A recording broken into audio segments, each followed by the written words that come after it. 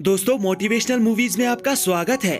आज हम आपके लिए फिर से एक रोमांटिक मोटिवेशनल मूवी को एक्सप्लेन करने वाले हैं। ये मूवी 2017 में रिलीज हुई थी और इसका नाम है लेडी बर्ड। इस मूवी को IMDb पर 7.4 की रेटिंग मिली है। कहानी की शुरुआत 2002 से होती है और हम क्रिस्टीन मैकफेरसन को देखते हैं। क्रिस्टीन वैसे तो एक मिडिल क्लास फैमिली में पैदा हुई है, बट उसके सपने बहुत बड़े हैं।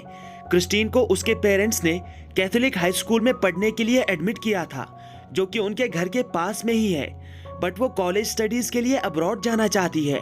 हालांकि उसकी फैमिली इतना महंगा कॉलेज अफोर्ड नहीं कर सकती, इसलिए उसकी मदर मैरियन उससे हमेशा नाराज रहती है। क्रिस्टीन को उसकी मदर मैरियन बताती है कि तुम्हारा इतने बड़े सपने देखना ठीक नहीं है। तुम्हें जो कुछ भगवान से मिला है उसके लिए तुम थैंकफुल नहीं हो। लेकिन इस बात पर क्रिस्टीन को गुस्सा आ जाता है और वो चलती हुई गाड़ी से नीचे कूद जाती है, जिस वजह से उसकी एक बाजू टूट जाती है। क्रिस्टीन की एक बेस्ट फ्रेंड है जिसका नाम जूली है। क्रिस्टीन अपनी बेस्ट फ्रेंड जूली के साथ हाई स्कूल में थिएटर प्रोग्राम ज्वाइन करती है। क्रिस्टीन स्कॉलरशिप पाने के लिए इस थिएटर प्रोग्राम में बहुत मेहनत करती है। वहाँ पर उसकी मुलाकात डैनी नाम के एक लड़के से होती है। डैनी दूसरे स्कूल में पढ़ता है।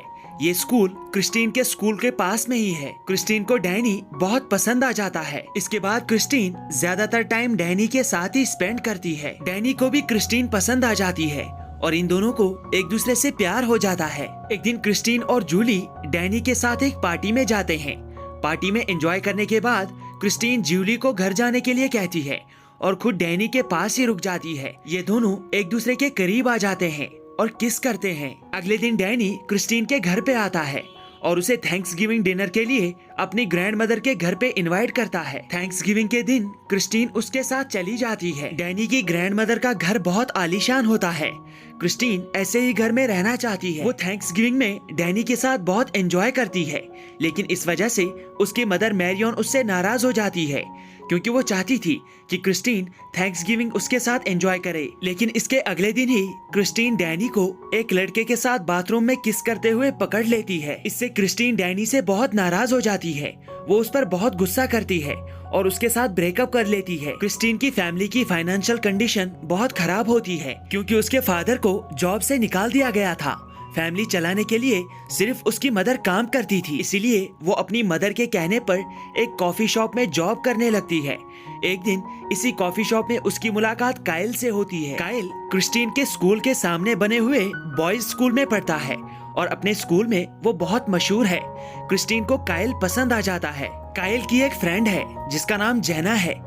काइल को इम्प्रेस करने के लिए क्रिस्टीन जेना के साथ भी फ्रेंडशिप कर लेती है और उनके साथ फ्रेंडशिप के चक्कर में वो अपनी थिएटर की क्लासेस मिस कर देती है और काइल के पास स्कूल बंक करके चली जाती है। क्रिस्टीन काइल को अपना नाम लेडी बर्ड बताती है, क्योंकि लेडी बर्ड नाम उसे बहुत पसंद है। वो चाहती है कि सभी लोग उसे लेडी बर्ड नाम से बुलाएं। एक दिन जब क्रिस्टीन कॉफी शॉप में काम कर रही होती है, तभी उसके पास डैनी आता है। डैनी क्रिस्टीन को सॉरी बोलता है और कहता है कि लोगों को मेरे गे होने की सच्चाई पता नहीं चलनी चाहिए, इसीलिए मैं तुम्हारे साथ रिलेशन में आया था।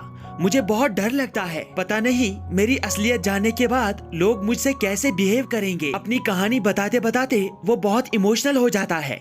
क्रिस्टीन उसे कंसोल करती है और ये दोनों फिर से फ्रेंड्स बन जाते हैं। एक दिन क्रिस्टीन काइल के साथ जेना के घर पे जाती है। जेना ने अपने घर पे एक पार्टी रखी हुई थी, जहाँ पर क्रिस्टीन और काइल एक दूसरे के साथ बहुत सारा टाइम स्पेंड करते हैं और एक दूसरे के करीब आ जाते हैं।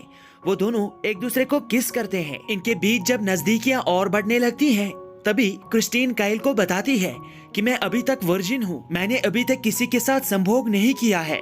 जवाब में काइल उससे कहता है कि मैं भी अभी तक एक वर्जिन हूँ। क्रिस्टीन काइल से कहती है कि मैं अभी इसके लिए तैयार नहीं हूँ, इसीलिए ये दोनों रुक जाते हैं। काइल और जेना के साथ फ्रेंडशिप के चक्कर में क्रिस्टीन अपनी बेस्ट फ्रेंड जूली के साथ बहुत कम टाइम स्पेंड करती है। इस वजह से जूली और क्रिस्टीन का झगड़ा हो जाता है। अगले दिन क्रिस्टीन के स्कूल में एक असेंबली होती है, जहाँ पर उनकी टीचर उन्हें बता रही थी कि अबॉर्शन करवाना बिल्कुल गलत है, हम सबको अबॉर्शन के खिलाफ आवाज उठानी चाहिए। तभी क्रिस्टीन उसे जवाब देती है कि अगर हम बच्चे के लिए तैयार नहीं हैं, तो हम अबॉर्शन करवा सकते हैं।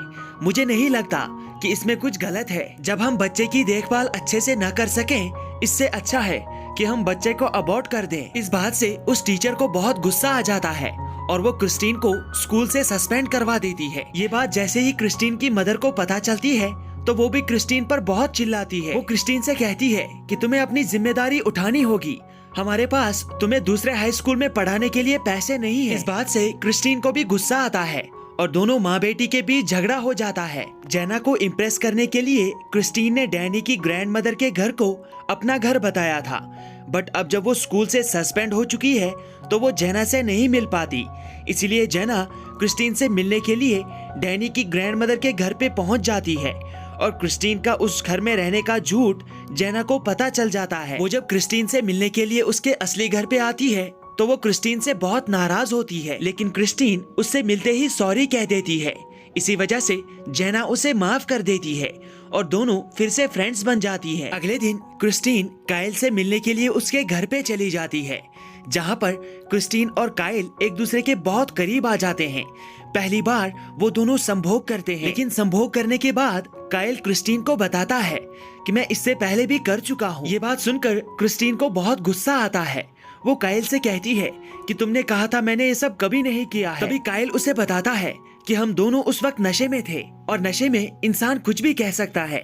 इससे क्रिस्टीन बहुत उदास हो जाती है और वो बाहर आकर अपनी मॉम के पास चली जाती है। उसकी मॉम उसे कंफर्ट करती है। क्रिस्टीन ने बहुत सारे कॉलेजेस में एडमिशन के लिए एप्लीकेशंस भेजी थी, लेकिन उनमें से बहुत सारे कॉलेजेस में उसकी एप्लीकेशन रिजेक्ट हो जाती है। लेकिन इन सभी कॉलेजेस में से एक कॉलेज में क्रिस्टीन का नाम वेटिंग लिस्ट में आ जाता है। ये देखने के बाद क्रिस्टीन बहुत ही ज्यादा खुश हो जाती है। क्रिस्टीन ये वेटिंग लिस्ट वाली बात अपने डैड को बता देती है, लेकिन वो अपनी मॉम से छुपाती है। उसे पता था कि अगर उसकी मॉम को ये सब पता चला तो वो बहुत गुस्सा करेंगी। क्रिस्टीन काइल के साथ प्रॉम पर जाने वाली थी, इसके लिए वो बहुत तैयारी करती है, लेकिन प्रॉम की तरफ जाते हुए काइल क्रिस्टीन को बताता है कि उसे प्रॉम में जाना अच्छा नहीं लगता है, वो वहाँ पर बोर हो जाता है। इसीलिए वो लोग एक हाउस पार्टी में जा रहे हैं जहाँ पर वो एंजॉय करेंगे। लेकिन ये बात सुनकर क्रिस्टीन उससे कहती है कि वो प्रॉम में जाएगी। काइल क्रिस्टीन को उसकी बेस्ट फ्रेंड जूली के घर पे ड्रॉप करता है, जहाँ पर क्रिस्टीन और जूली के बीच नाराजगी खत्म हो जाती है और दोनों फिर से फ्रेंड्स बन जाती है। वो दोनों साथ में प्रॉम जाती हैं और वहाँ पर बहुत ही ज्यादा एंजॉय करती है। अब कुछ टाइम गुजर जाता है और क्रिस्टीन का हाई स्कूल खत्म हो जाता है और इसी खुशी में वो अपनी फैमिली के साथ एक रेस्टोरेंट में डिनर करने के लिए आती है, जहाँ पर डैनी भी उनके पास आता है और डैनी के मुंह से वो कॉलेज की वेटिंग लिस्ट वाली बात निकल जाती है, जिसे क्रिस्टीन की मदर सुन लेती है। उसे बहुत गुस्सा आता है, वो क्रिस्टीन से बहुत नाराज हो जाती है और अगले दिन से वो क्रिस्टीन से बात करना बंद कर देती है। क्रिस्टीन अपनी मदर से बात करने की बहुत कोशिश करती है, लेकिन उसकी मदर उसे कोई जवाब नहीं देती। क्रिस्टीन को जिस कॉलेज में वेटिंग लिस्ट में रखा गया था, कुछ टाइम बाद उसकी सीट कंफर्म हो जाती है। ये कॉलेज न्यूयॉर्क में है, इसीलिए अब क्रिस्टीन को न्यूयॉर्क जाना पड़ेगा। वो अपना सारा सामान पैक करती है। उसके पेरेंट्स उसे एयरपोर्ट पर ड्रॉप करते हैं, लेकिन वहाँ पर उसकी मदर उसे बाय नहीं कहती। वो बिना बाय कहे वहाँ से चली जाती है, लेकिन रास्ते में उसे क्रिस्टीन की बहुत फिक्र होने लगती है। वो रोने लगती है, इसलिए वो एयरपोर्ट की तरफ अपनी गाड़ी वापस मोड़ती है, लेकिन जब तक वो एयरपोर्ट पर पहुँचती है तब तक क्रिस्टीन वहाँ से जा चुकी थी। वहीं दूसरी तरफ क्रिस्टीन भी न्यूयॉर्क पहुँच जाती है, लेकिन वहाँ पहुँचकर क्रिस्टीन को अपने बैग में कुछ लेटर्स मिलते हैं। ये लेटर्स क्रिस्टीन की मदर ने क्रिस्टीन के लिए लिखे थे, जिसमें उन्होंने लिखा था कि वो क्रिस्टीन से कितना प्यार करती है और उसके दूर जाने से वो कितनी नाराज है। लेकिन उसने ये लेटर्स खुद क्रिस्टीन को नहीं दिए थे, बल्कि इन लेटर्स को क्रिस्टीन के फादर ने उसके बैग में रखा था। क्रिस्टीन अपने पिता को कॉल करती है, तभी वो क्रिस्टीन को बताते हैं कि तुम्हारी मदर तुमसे बहुत प्यार करती है, लेकिन नाराजगी के चलते वो तुम्हें ये लेटर्स नहीं दे पाई, इसीलिए मैंने इन्हें तुम्हारे बैग में रख दिया। इन लेटर्स को पढ़ने के बाद क्रिस्टीन को भी रियलाइज हो जाता है कि वो अपनी मदर से और उसकी मदर उससे कितना प्यार करती है। यहाँ पर आने के बाद रात में क्रिस्टीन एक पार्टी में जाती है, जहाँ पर वो बहुत ज्यादा शराब पी लेती है और उसे हॉस्पिटलाइज करना पड़ता है। लेकिन जब वो हॉस्पिटल से निकलती है तो उसके दिमाग में वही लेटर्स घूम रहे थे जो उसे उसकी मदर ने लिखे थे। उसे रियलाइज हो जाता है कि उसकी मदर उससे बहुत प्यार करती है। उसकी मदर चाहती थी कि क्रिस्टीन अपनी लाइफ में सक्सेसफुल हो जाए, इसीलिए वो हमेशा क्रिस्टीन को डांटती रहती थी। क्रिस्टीन को पालने के लिए उसकी मदर ने बहुत कुछ सहा है। ये सब कुछ रियलाइज करने के बाद क्रिस्टीन की आंखों में आंसू आ जाते हैं और उसी वक्त वो अपने घर पे कॉल करके अपनी मदर के लिए एक वॉइस मेल छोड़ती है, जिसमें वो कहती है कि आपने आज तक मेरे लिए बहुत कुछ सहा है और मेरे लिए बहुत कुछ किया है। उसके लिए मैं आपकी थैंकफुल हूँ। और वो अपनी मदर से फाइनली ये भी कहती है कि मैं आपसे बहुत प्यार करती हूँ। और इसी के साथ ये मूवी भी यहाँ पर समाप्त होती है। दोस्तों, हमें उम्मीद है कि आपको एक्सप्लेनेशन पसंद आई होगी, तो प्लीज वीडियो को लाइक और कमेंट करके हमें अपना फीडबैक दीजिएगा और हमारी चैनल को सब्सक्राइब भी कर दीजिएगा। Thank you.